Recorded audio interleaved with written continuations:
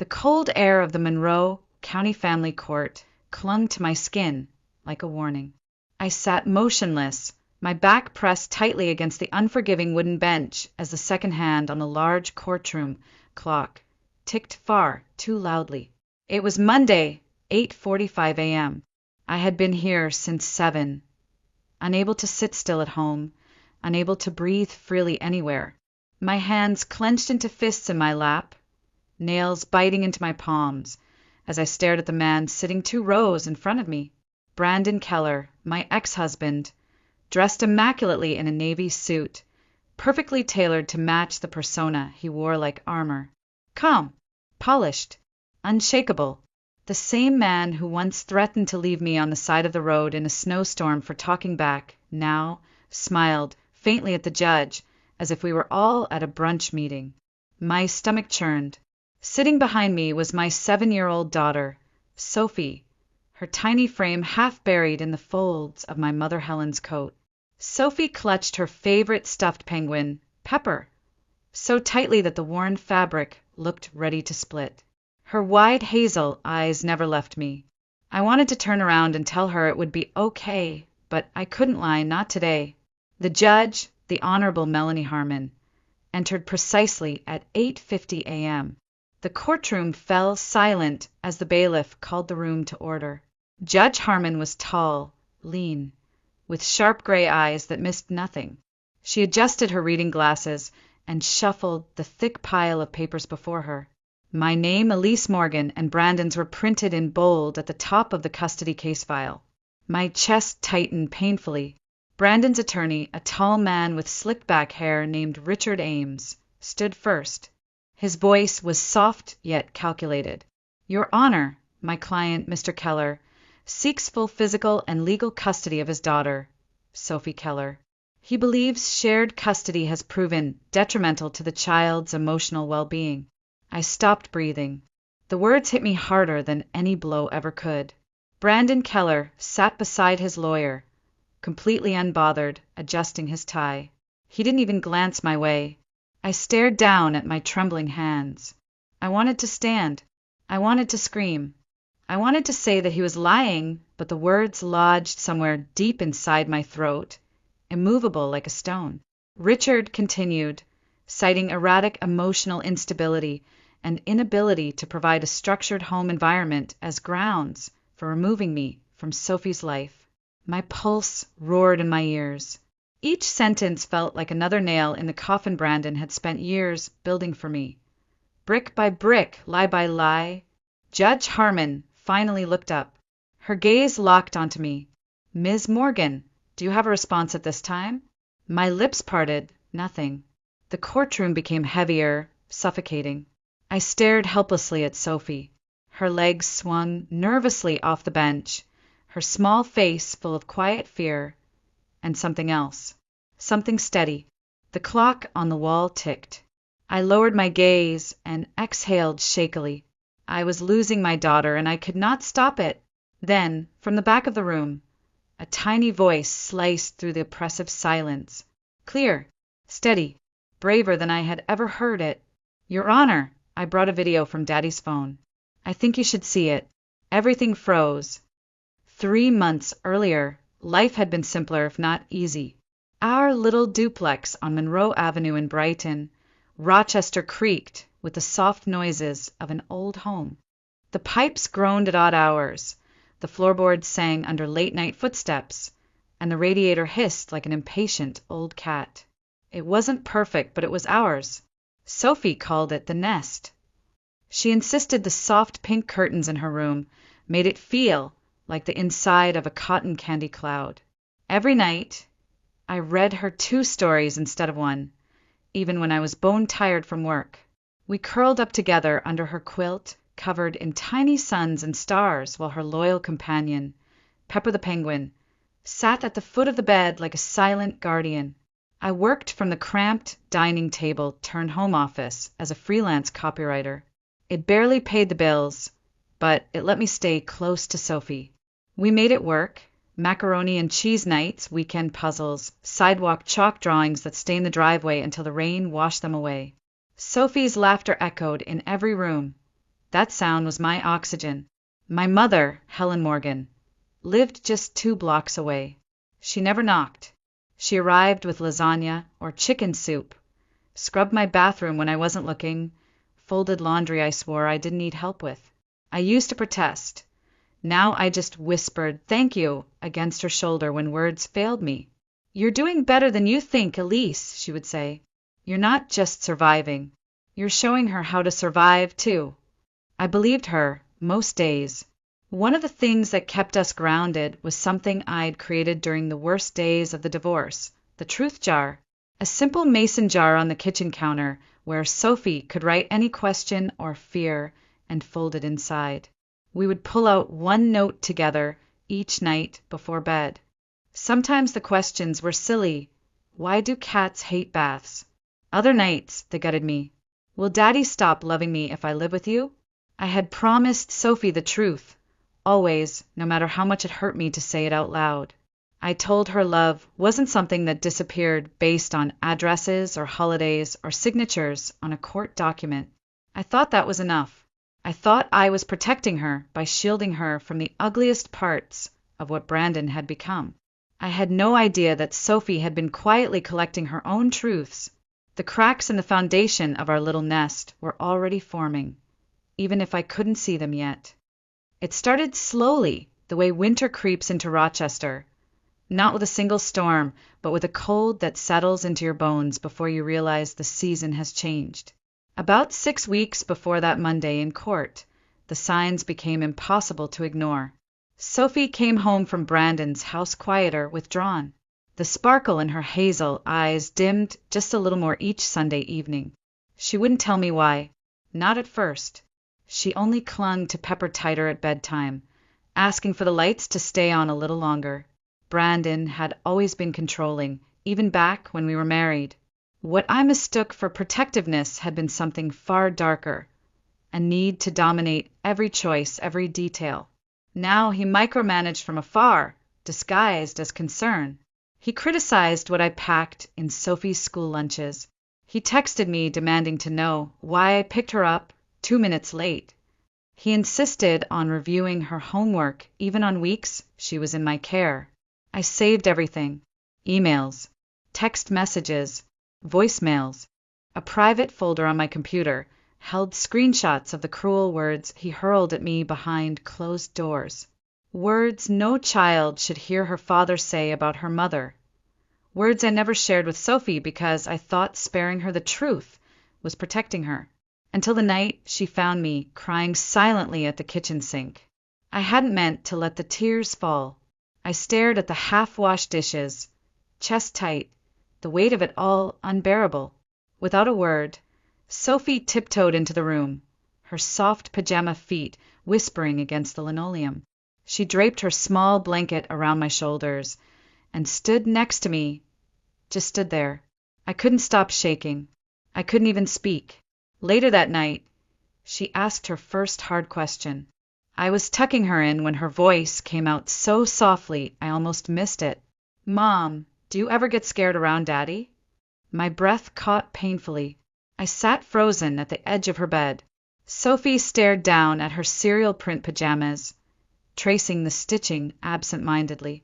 "I do," she whispered, "but I don't think I'm supposed to say that." The air in the room became unbearable. I reached for her tiny hand and held it tightly in both of mine. I wanted to tell her no, that she had nothing to be afraid of, but I couldn't lie. I squeezed her hand instead and said what I knew was true. "You're always allowed to say what you feel here. You're always safe with me." That night I lay awake staring at the ceiling, the shadow of the ceiling fan slicing across the walls like a silent metronome counting down time I didn't have. I had been so desperate to avoid war that I hadn't realized silence was letting him win. 2 weeks later, the paperwork arrived. I opened the thick manila envelope with trembling fingers at 2:17 p.m. on a rainy Thursday. I sat on the living room carpet because my knees buckled reading the first line: "Petition for full legal and physical custody of Sophie Keller." Accusations filled page after page. Brandon's lawyer alleged I was emotionally unstable, unreliable, mentally unfit to co-parent. They painted me as a woman unraveling, a danger to my child. I pressed my hand against my chest, trying to steady my heartbeat. The walls of the living room closed in around me. I called my mom. I didn't even get out full sentences before Helen was at my door with a thermos of chamomile tea and that silky scarf she only wore to church or funerals. She sat on the carpet beside me, held my wrist tightly. "You have the truth," she whispered. "That's enough." I wanted to believe her. I wanted so badly to believe it would be enough. The days blurred after the papers arrived. I went through motions I barely remembered, brushing Sophie's hair, making grilled cheese sandwiches, answering work emails I couldn't focus on. I smiled when I had to, but inside I was unraveling thread by thread. 2 weeks before the hearing, the official court summons came. Brandon Keller versus Elise Morgan. Family Court, Monroe County Courthouse. Monday, 9 a.m. The words stared back at me from the stark, white paper like they had teeth. I sat at the kitchen table in our tiny duplex in Brighton with the paper trembling in my hand. Sophie colored quietly at the other end of the table, oblivious for now, filling in a drawing of trees and houses with the same careful attention she always gave her art. But I could feel the clock ticking in my head. I called my lawyer, David Abrams, the next morning. He was calm, methodical, clinical even. I wasn't looking for warmth. I just needed someone who believed me. "Document everything, Elise," David said. "Every text, every phone call.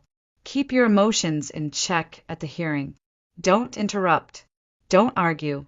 Let the evidence speak." But what evidence? Emails and texts wouldn't show the years I spent swallowing my pride for the sake of keeping the peace. Screenshots wouldn't capture the subtle, relentless erosion of my confidence, the fear of answering a phone call, the dread of an unexpected knock at the door. I spent the next 10 days gathering what little proof I had. Messages where Brandon cursed at me for being late by 4 minutes. Screenshots of him threatening to report me to Child Protective Services for taking Sophie to a pediatrician without his approval. I knew it wouldn't be enough. I had seen how Brandon charmed strangers. In public, he was the golden boy, the funny, dependable realtor who remembered every client's birthday, sent holiday cards, and donated to charity events. In private, his voice could turn to steel in seconds over a misplaced charger or spilled juice. I kept Sophie out of it. I never showed her the emails or the voicemails. I thought I was protecting her. I had no idea she had already begun to protect me. The night before court, I couldn't sleep. I sat beside Sophie's bed, watching her small chest rise and fall steadily as she slept, clutching Pepper tightly. I whispered a silent promise to the darkness. "I will not let him take you." My mom came early Monday morning. She wore the silky church scarf again and gripped my hand tightly before we left. "You've already survived more than most," Helen said. "You can survive this too." Sophie wore a soft blue dress with tiny yellow sunflowers and packed her school tablet in her little pink backpack as if it was just any other day, but I saw the worry in her eyes. She didn't speak on the car ride. She stared out the window, quietly humming an unfamiliar tune. As we approached the courthouse, the imposing stone building seemed to loom taller than I remembered. Brandon was already there waiting, standing tall and confident near the entrance with his lawyer at his side. He waved casually as we walked up the courthouse steps, flashing that practiced smile that had fooled so many for so long. Sophie didn't wave back. The doors to the courthouse closed behind us with a heavy, echoing thud. The fight of my life was about to begin. The courtroom smelled faintly of old paper and varnished wood. The fluorescent lights buzzed softly overhead as I sat frozen in my chair. 9 a.m. sharp. Judge Harmon looked up from the thick case file and motioned for Brandon's attorney to proceed. Richard Ames rose smoothly, buttoning his dark, tailored suit, and smiled faintly as if this was just another polite negotiation. His voice was calm, deliberate, almost gentle, but every word was a dagger aimed directly at me. Your Honor, he began, my client, Mr. Brandon Keller, has demonstrated himself to be a responsible, stable, and dedicated father. He holds steady employment as a licensed real estate professional in Monroe County, owns his home, and has continuously prioritized the safety and well-being of his daughter, Sophie Keller. Brandon sat beside him, legs crossed, looking every inch the composed, successful father. Not a hair out of place, not a trace of the man I knew behind closed doors. As opposed to Ms. Elise Morgan, Richard continued, barely glancing in my direction, who has exhibited erratic behavior, financial instability, and emotional unpredictability that could place the child at risk. My breath caught painfully. I sat rigid, unable to even blink. Richard pulled out printed pages. We have submitted text exchanges as evidence. Exhibit A shows Ms. Morgan texting my client. I can't do this anymore. I'm exhausted. I'm falling apart. The words hung heavily in the air. The room felt smaller, somehow tighter. I remembered that night. I had sent that message to Brandon at 2 a.m. after 4 days straight of working, caring for Sophie with a fever, and breaking down quietly in the laundry room where Sophie couldn't hear me. Richard's voice interrupted my spiraling thoughts. Exhibit B. Please stop yelling at me around Sophie. Again, Your Honor. More evidence of her instability and poor judgment trying to dictate Mr. Keller's parenting techniques. I clenched the sides of my chair as heat surged behind my eyes. They had turned my desperate attempts to protect my child into accusations of manipulation. Brandon stood slowly as Judge Harmon nodded for him to speak. His expression was perfect, pained but controlled. His voice smooth and earnest. I'm not trying to take Sophie away out of anger, Brandon said. I'm here because I believe shared custody is no longer in Sophie's best interest. MS. Morgan confuses her. She makes our daughter afraid of me. I just want to protect her. Protect? The word hit me like a slap. Judge Harmon turned to me. Ms. Morgan, do you have a response? My mouth opened. Nothing came out. My heartbeat thundered inside my chest. I tried to speak, tried to defend myself, tried to say anything, but the words wouldn't come. My tongue felt heavy, my lungs constricted. I glanced behind me. Sophie sat next to my mom on the bench, her legs too short to reach the floor, swinging back and forth nervously. She gave me a look I would never forget, a mixture of worry and fierce determination. My attorney stood awkwardly, clearing his throat, offering a weak response about the natural overwhelm of single parenting. It barely scratched the surface of what was happening. No one spoke of the phone calls where Brandon screamed at me in front of Sophie. No one mentioned the nights Sophie wet the bed after returning from her weekends at her father's house. None of it existed in the cold, polished version Brandon had presented. Judge Harmon scribbled notes, expression unreadable. My hands trembled violently under the table. Brandon stood again. Your Honor, I request full physical and legal custody of Sophie Keller, effective immediately. I believe Ms. Morgan is emotionally harming our daughter. The walls felt like they were closing in, the ceiling too low, the air too thin. I locked eyes with Sophie. I had no idea how I was supposed to protect her from what was unfolding right in front of her. That's when Sophie gently slipped her hand from my mother's grasp, stood up quietly, and walked toward the front of the courtroom with a calmness that took my breath away. She clutched her school tablet tightly in both hands and looked straight at the judge. Your Honor, Sophie said, her voice clear and unshaken. I brought a video from Daddy's phone. I think you should see it. The entire courtroom fell completely silent. No one moved. No one breathed. Even the sound of the fluorescent lights overhead seemed to vanish. Brandon's confident expression faltered. His lawyer stiffened, quickly whispering something urgent. Judge Harmon looked genuinely surprised for the first time that morning. Sophie stood there in her sunflower dress, her shoulders small but square, her grip tight around the tablet. She raised it slightly higher, her voice soft but certain. "It's from last weekend," she said. "Daddy didn't know I was awake, but I was. I heard him yelling, and I thought maybe if someone heard it, they would believe me and Mommy." I felt my chest crack open.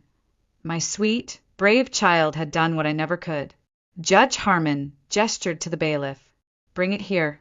Sophie walked forward slowly, passing the long wooden benches, and the man trying to take her away from me. She handed the pink-cased tablet to the bailiff with shaking but determined hands. The bailiff brought it to Judge Harmon. The judge adjusted the screen, tapped the play button, and turned the volume up slightly. At first, only ambient noise filled the courtroom. The soft hum of nighttime air, distant car tires against wet pavement. Then his voice, Brandon's unmistakable voice, exploded through the courtroom. Sharp, cold, and vicious. "You think you're so smart, huh? Go ahead, try telling anyone. See what happens. You'll end up living in some foster home. And don't think your precious mother can save you. She's pathetic." I heard a chair scrape, a plate clatter. Sophie's small, frightened voice followed, barely a whisper. "I'm sorry." Brandon cut her off immediately. "Don't talk back. You're lucky I even let you come over. If you say a word to her, I swear." The judge hit pause. The frozen image on the screen was still, but the room vibrated with unspoken horror.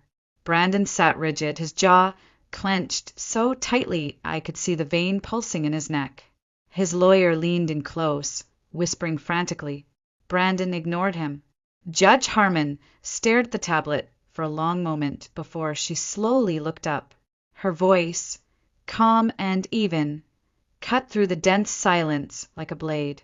"Where did this come from?" Sophie answered without hesitation. "Daddy left his phone on the couch. I heard him yelling. I wanted to record it. I was scared, but I thought if someone heard it, they'd believe me and Mommy." My throat tightened painfully.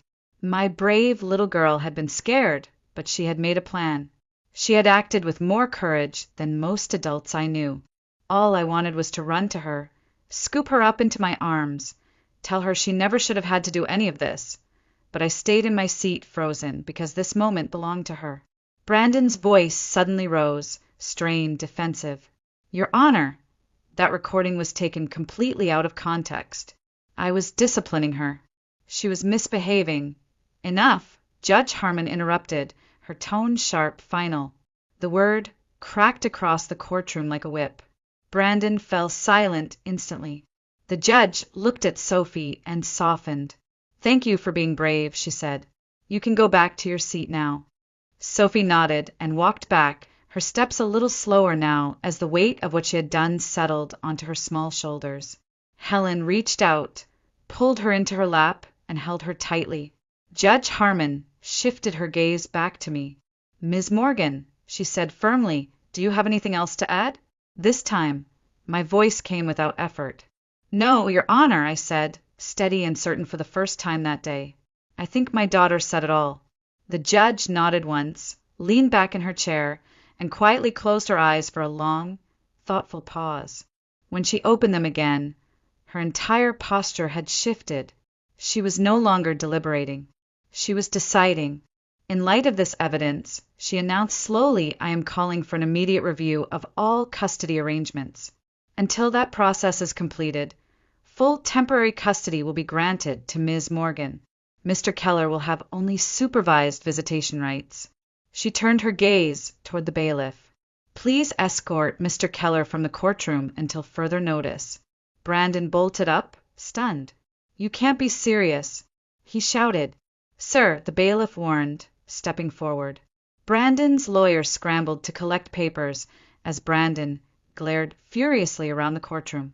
He opened his mouth as if to argue again, but something in the judge's unwavering stare stopped him cold. He spun sharply and stormed out of the room with his lawyer trailing behind him. The heavy door closed behind them with a solid final thunk. The courtroom slowly emptied, but I remained seated. My legs felt weak. My hands shook violently in my lap. Sophie rested her head against my mother's shoulder, her small frame finally relaxing as the crushing tension began to lift. For the first time in months, I could breathe again. I sat frozen, staring at the polished wood grain of the table in front of me. My hands still shook, the adrenaline refusing to leave my body. The heavy door that Brandon had stormed through moments earlier felt like it had sealed shut an entire chapter of my life. The judge gathered her files and left the bench without another word. Yet when she glanced back toward Sophie, there was something different in her expression. Not pity, not surprise, respect. I stared at Sophie, still curled tightly in my mother's lap, her tablet resting dark and silent beside her on the bench. Helen rocked her slowly, her soft murmurs barely audible over the distant hum of courthouse traffic below. I stood on unsteady legs and crossed the worn carpet to them. Kneeling down in front of Sophie, I gently cupped her small hands in mine. "You were so brave," I whispered. She nodded slowly, the exhaustion of the moment finally beginning to show. Her shoulders drooped, and the strength that had carried her through that terrifying courtroom started to ebb away. But there was no fear left in her eyes. I could feel it too. The unbearable weight that had pressed down on my chest for so long had finally lifted, just enough to allow a full breath.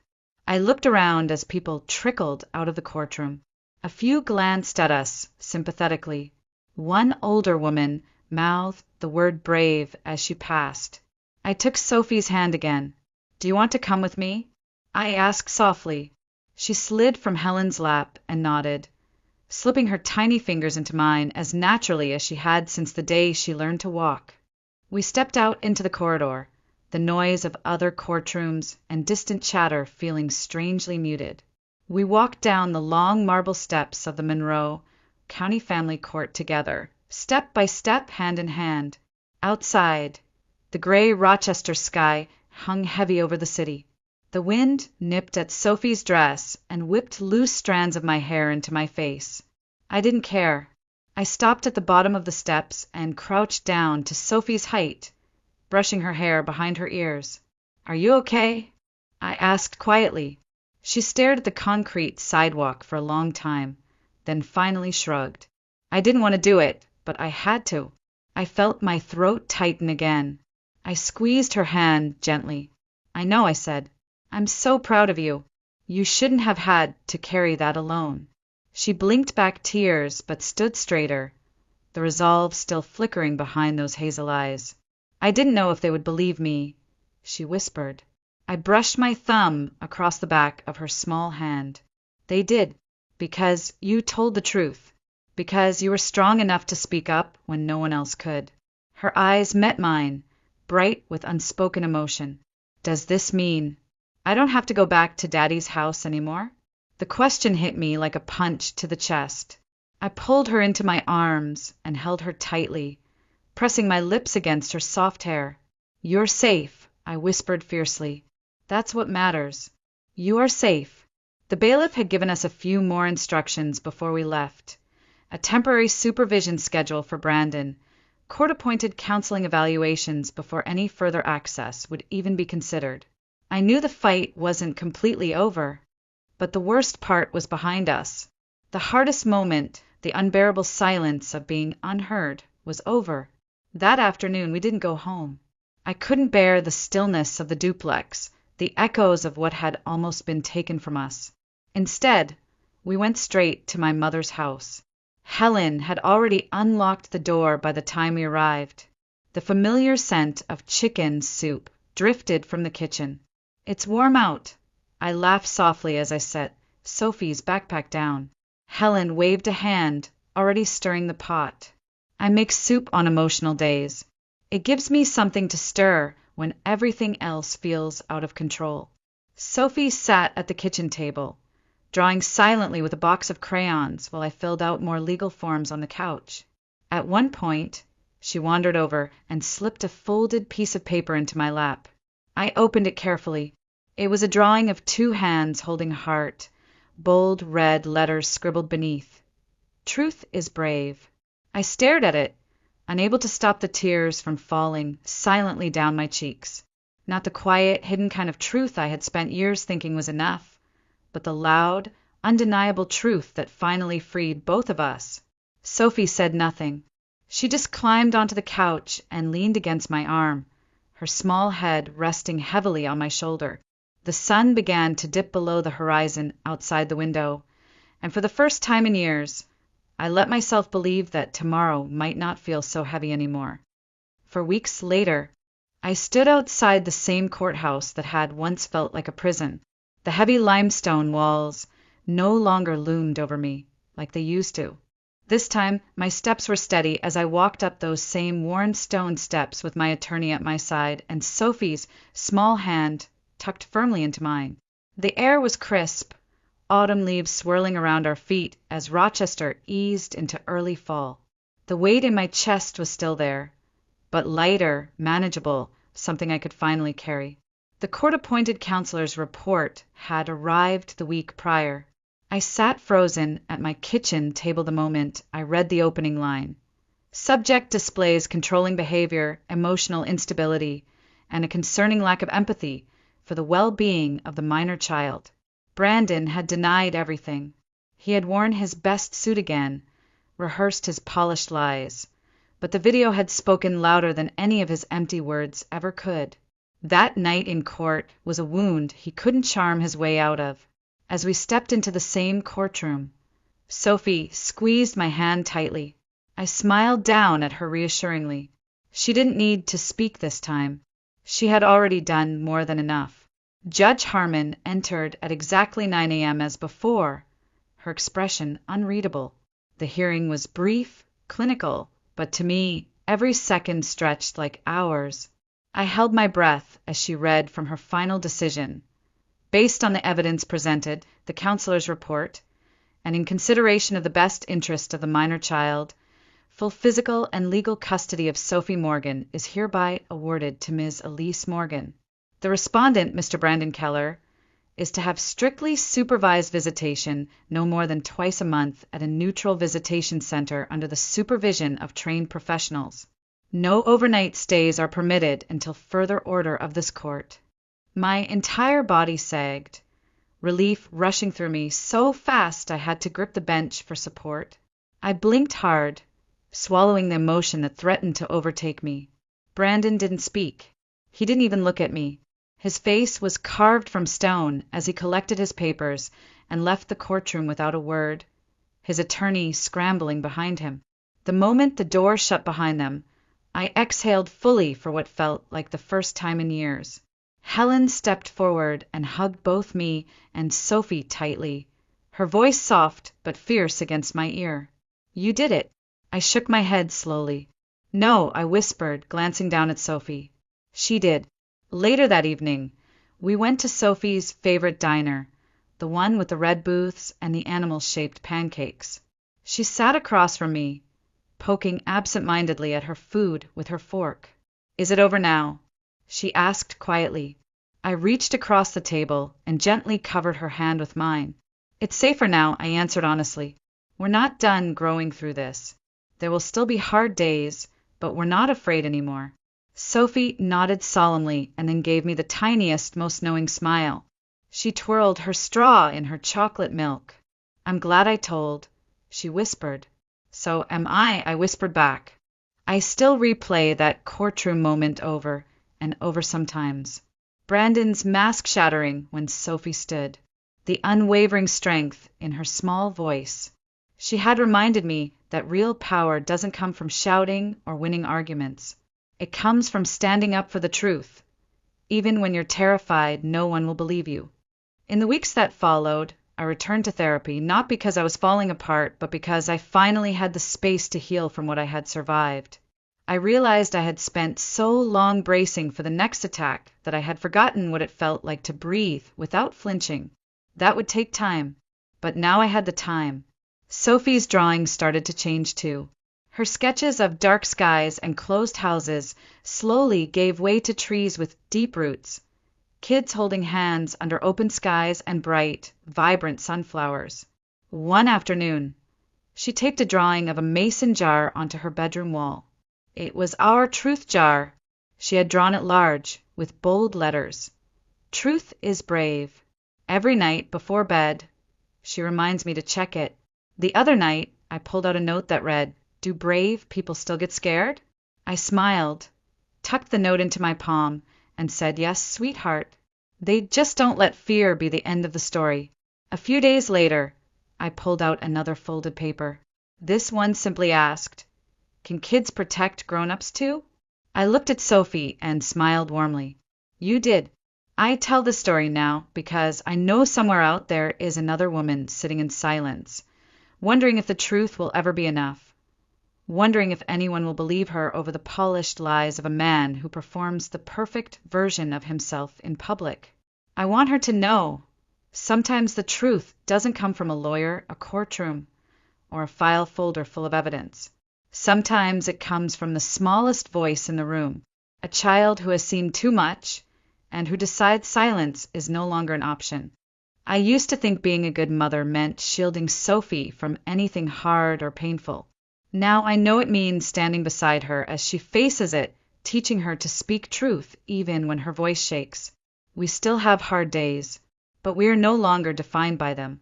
We are not the scared versions of ourselves Brandon tried to keep trapped.